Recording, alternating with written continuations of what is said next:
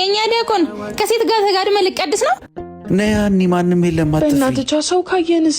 ችግር የለውም አያዩሽም ነው ውጪ። እሺ የኛ አገልጋዮች መዝሙር ጥናቱና ቅዳሴው እዚህ ሆነ። ሃና ዝም በይ እባክሽ። ባይኔ ያየሁትን ልትክጂ ነው? እንደናንተ አይነቱ ባለጌ ነው ቤተክርስቲያንን የሚያሰድበው። እሺ የኛ ዲያቆን ከሴት ጋር ተጋድመ ልቀድስ ነው? ዝም በይ እባክሽ አበዛሽው። እናቴ በጠና ታማ ከሀገር ቤት መጣለች። እሷን ቤቴ ድረስ የመጣችው እናቴን ልትጠይቅ ነው። ሰው አይቶን በእኛ እንዳይሰናከል ስትፈራ ነበር። በአንቺ በጓደኛችን ግን ባሰ። ይቅርታ ማለቴ እኮ።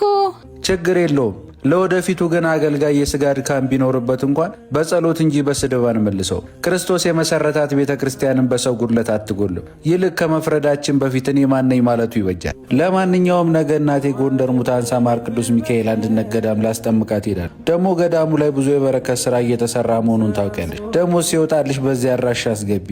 መልካም ቀን ይሁንልሽ። ወንድሜ ጠብቀኝ። አንተን እኮ ነው። ልቀቂ። ክርስቲያኖች እየሞቱ ማህተብ እየተበጠሰ እያለቅን ዝም የሚል ይመስልሻል? በቃ አትያዢ እባክህ ወንድሜ። አለቅህም፣ ትሞትብኛለህ እኮ። መሄደው ላለመሞት አይደለ? እንዴት እህቴ?